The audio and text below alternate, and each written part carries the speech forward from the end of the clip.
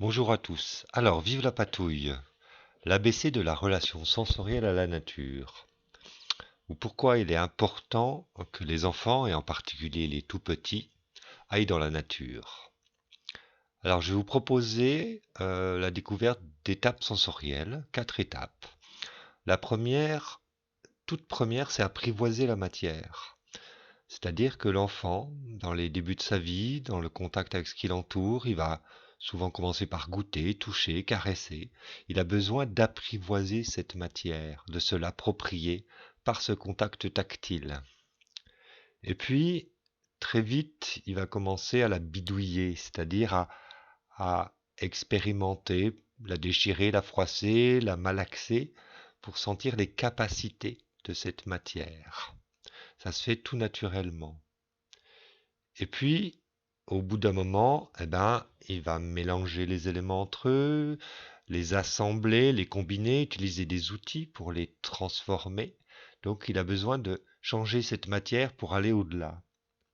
Et puis enfin, au bout d'un moment, il pourra déployer le champ des possibles parce qu'il va maîtriser cette matière en ayant vécu toutes ces étapes et construire, fabriquer plein de choses, des objets, des créations, des cabanes et tout ce qui est possible. Alors ça nous donne un ABCD du contact à la nature avec apprivoiser, bidouiller, changer et enfin déployer. Et en fait, d'apprivoiser cette nature au début, toute cette matière, ces textures, ces éléments, ces éléments, c'est comme un alphabet, on pourrait dire. Un alphabet, et plus on a de textures d'éléments à disposition, plus cet alphabet est riche. Et une fois qu'on transforme ces éléments, on crée des mots. Et de ces mots, quand on change tout ça, ça donne des phrases. Et puis enfin, avec ces phrases, on va créer des histoires. Donc on a besoin de passer par ces étapes-là pour après pouvoir créer tout ce qui est possible. En fait, il ne faut pas brûler les étapes. Si une des phases elle est contrainte ou empêchée, c'est-à-dire que l'enfant n'a pas le droit, ne peut pas sortir ou n'a pas de contact possible avec la nature, le dehors, il va développer une sorte d'illettrisme sensoriel. C'est-à-dire que s'il n'a pas tous ces contacts-là, ça va aboutir, une fois qu'il va les rencontrer un peu plus tard, à des peurs, à des dégoûts de la nature, parce qu'il n'aura pas eu ce processus progressif de découverte. Donc ça va donner des peurs comme la peur de salir, de marcher dans l'herbe, des petites bêtes, de fouiller, peur d'expérimenter, hein, toutes ces choses qui vont lui paraître bizarres. Et c'est ces mêmes peurs que nous, on va transmettre adultes à nos enfants. Donc en fait, c'est comme s'il y avait deux chemins, où on imaginait qu'il y avait deux chemins dans le rapport à la nature, intellectuel et sensoriel, alors que non, c'est pas deux chemins différents, c'est que tout simplement, le premier chemin tout petit doit être absolument sensoriel, être dans ce contact pour après poser une réflexion intellectuelle et un apport intellectuel sur cette expérience. Donc c'est pour découvrir le monde qui nous entoure, euh, nous avons oublié ce chemin sensoriel qui est fondamental, et c'est sur ce chemin sensoriel qu'on posera euh, l'intellect.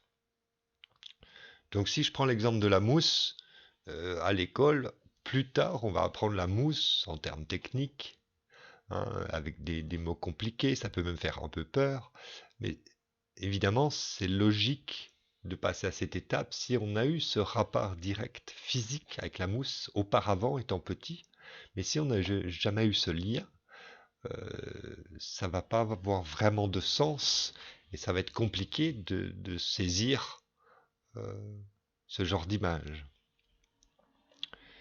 Donc la mousse, pour le corps, si on revient à l'enfant tout petit, il se passe plein de choses pour lui. Quand il est dans ce contact, on s'en rend pas compte, mais pour lui, il va sentir que c'est doux, parfois, que ça peut être sec, humide, ça peut être mouche, ça peut être rêche, ça peut se déchirer, s'émietter, parce qu'il va l'expérimenter, que ça s'accroche sur les troncs, les rochers, les murs, que ça se répand, que c'est vivant, que c'est facile à détacher aussi, qu'il y a des petites bêtes qui se cachent dedans, qu'il y a toutes sortes de nuances de vert, hein, des verts fluorescents, verts très sombres, que ça peut être sous forme de boules ou de tapis, ou ça peut ressembler à des cheveux, et puis qu'on peut, quand on marche dessus ou quand on la touche, c'est agréable et que ça sent bon. Toute cette expérience-là, il ne peut la vivre que dans ce lien direct. Alors c'est comme quand on va apprendre plus tard à l'école le tableau des éléments que vous voyez ici, avec les atomes qui ensemble vont donner des molécules qui donneront toutes les matières qui existent autour de nous. On apprend ça par cœur, on a peu de liens avec ça, c'est complexe, difficile à saisir.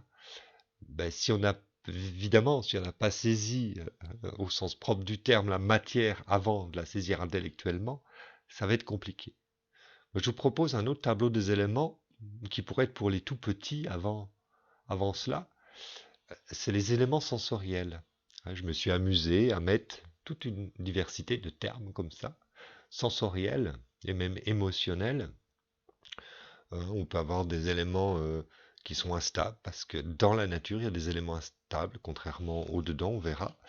Il y a des éléments odorants, gustatifs, tactiles, des éléments qui sont difficiles à voir ou qui sont insaisissables, d'autres qui sont à éprouver, c'est-à-dire qu'il faut les patouiller pour sentir ce que ça peut donner. Ça peut être sonore aussi quand on les froisse. D'autres sont visuels, puis d'autres peuvent créer aussi des émotions pour aller au-delà. Donc voilà, là c'est quelques exemples, mais imaginez que dans la nature, il y a des milliers de mots possibles, alors que si on n'est pas en contact, on est beaucoup plus limité par cet alphabet. Alors évidemment, on va inventer des outils, des objets pédagogiques qu'on va dire compensatoires parce que on sent que l'enfant a besoin de ce déploiement sensoriel et qu'il est limité dans une pièce. Donc on va inventer des choses, on va acheter des objets. Alors que tout simplement, si on les met dans la nature, ils vont pouvoir déployer tout ça. Et quand ils restent à l'intérieur, s'ils n'ont pas cette possibilité d'exploration, ben, ils auront tendance à faire ce qu'on appelle des bêtises. Mais souvent, les bêtises, c'est une exploration sensorielle. C'est parce qu'il manque de déploiement.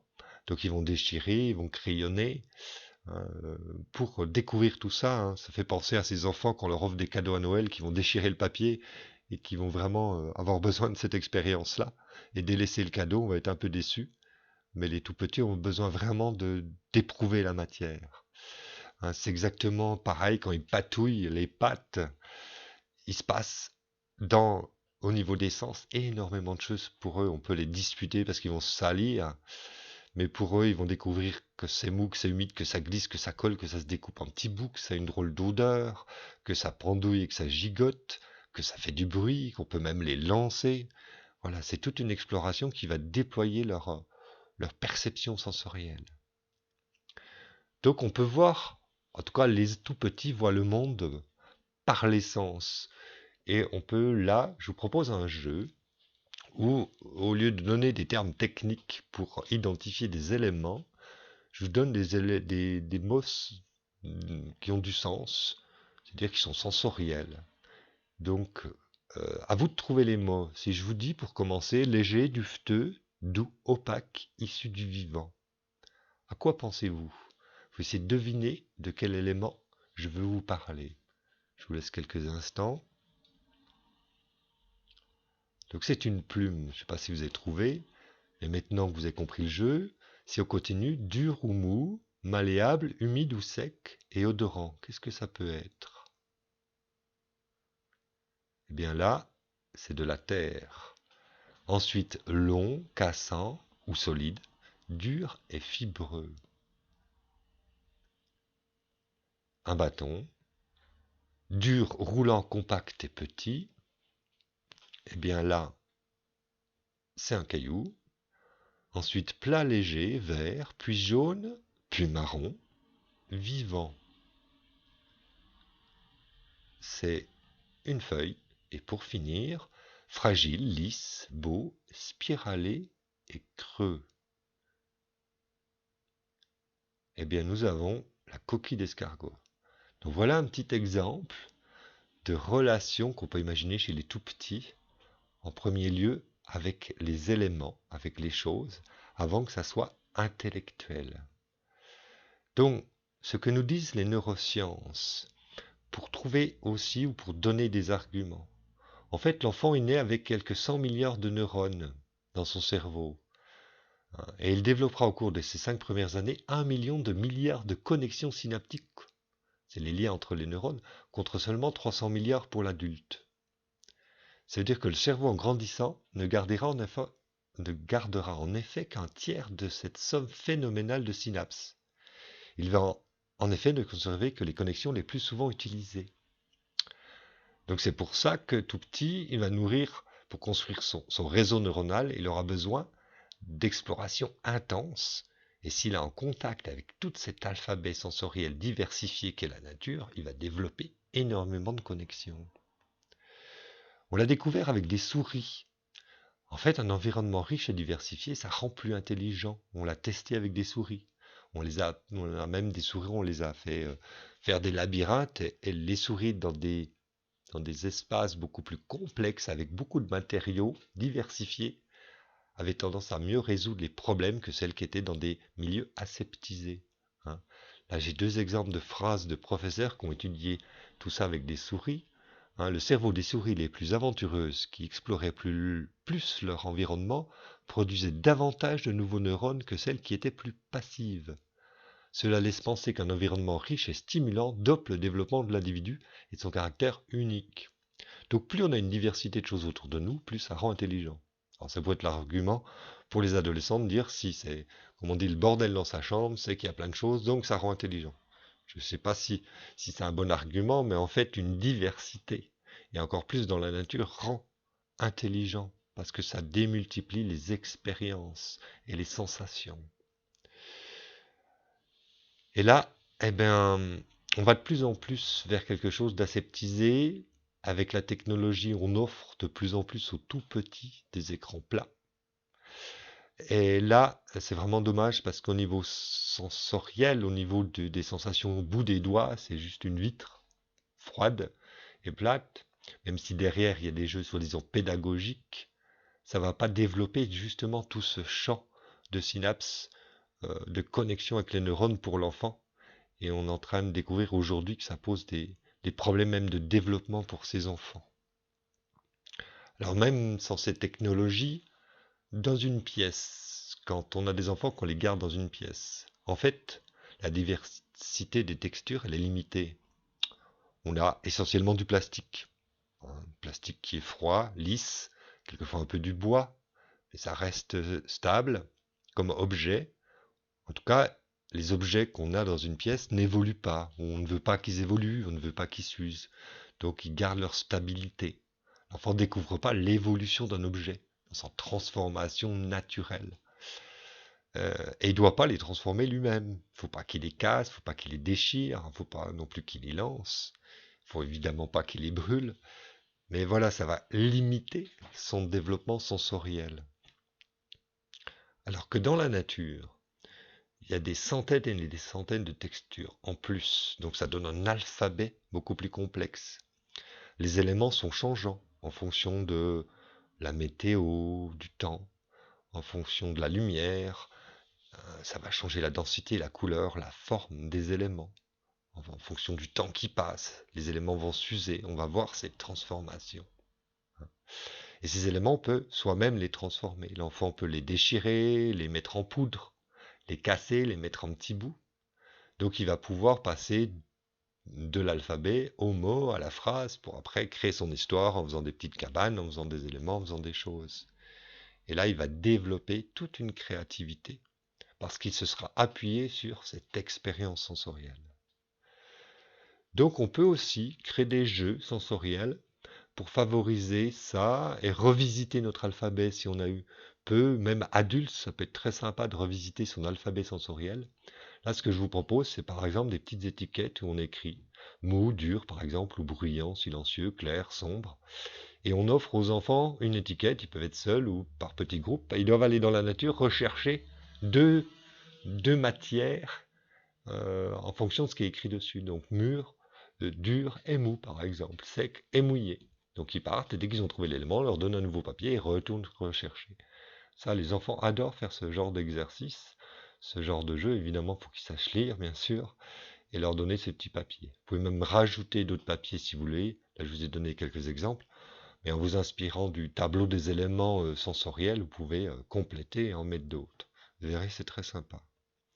Puis il y a plein d'autres jeux, là je vous en cite 3 en exemple. Le sac à toucher, on a des petits sacs, on met des éléments naturels, les enfants mettent la main dedans et doivent deviner un petit peu ce que c'est. On met des éléments, de la mousse, des fruits, des branches, des feuilles, et ils doivent les nommer ou les retrouver. C'est assez sympa.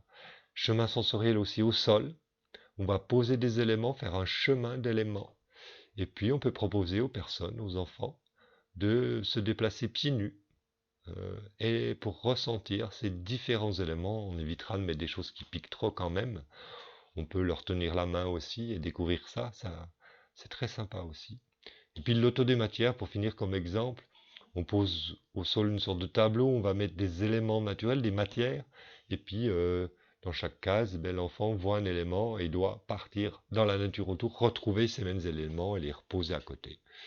Voilà quelques exemples. Évidemment, les éléments qu'on va poser, ils sont là autour de nous, il faut bien qu'ils soient à disposition. Voilà, il y en a plein d'autres d'exemples, mais c'est important, pas que pour les tout petits, mais que ce soit les adolescents, les grands, de revisiter ce sensoriel. C'est très agréable et plein d'émotions. Et surtout, c'est pendant les temps de liberté que l'enfant développe son alphabet sensoriel. C'est pendant les jeux libres. Et en fait, c'est pendant ces jeux libres que c'est la nature qui enseigne la diversité des sensations aux enfants. Donc il faut vraiment recréer ces espaces de liberté aux enfants. Ils vont peut-être s'ennuyer les premiers moments s'ils ne sont pas habitués. Mais après, ils vont adorer gratter, patouiller. Et c'est là qu'ils développent, sans qu'on s'en rende compte, énormément de choses, de capacités. Et ils déploient tout ça. Donc pour résumer, donc un alphabet sensoriel riche et diversifié est essentiel au bon développement de l'enfant. Cela favorise, on disait l'intelligence, mais dans l'intelligence, il y a la curiosité, la créativité, l'ingéniosité, la dextérité manuelle, la concentration, l'attention. Ça développe toutes ces choses-là. Alors c'est vraiment, voilà, les arguments que je vous apporte là, pour vraiment les mettre dehors, et en particulier les tout petits. Alors peut-être qu'ils vont se mouiller, ils peuvent se salir, ils peuvent se faire quelques petits bobos, mais en face, tout ce que ça peut apporter d'essentiel vaut bien le jeu. Voilà, alors n'oubliez pas non plus tout ce qui est rapport au corps. Grimper, sauter, ramper, faire l'équilibre, passer dessus, dessous. Ces parcours sensoriels, vous savez qu'on imagine des fois en salle, on achète des éléments en plastique, on grimpe, on saute, alors que si on va dehors, on a tout ce qu'il faut sous la main, et c'est même les enfants eux-mêmes qui peuvent faire leur parcours sensoriel, où là ça développe aussi énormément de compétences. Donc voilà, j'ai fait à peu près le tour, en espérant que ça vous donne les arguments et envie d'emmener les tout petits dehors. Une autre vidéo qui peut compléter, c'est retrouver l'australopithèque qui est en vous, hein, sur mon site. Voilà, là vous verrez un autre point de vue, mais qui est très complémentaire. Et puis j'ai toute une série de petites vidéos d'astuces du dehors, où là on est sur le bricolage, sur la bidouille, avec pratiquement pas de matériel, les mains libres, où on peut faire plein d'éléments, d'objets, et revisiter tout ça en réveillant toute cette mémoire ancestrale et on a oublié tous ces savoir-faire avec les éléments de la nature. Donc voilà, je vous remercie pour votre attention et je vous dis à une prochaine fois.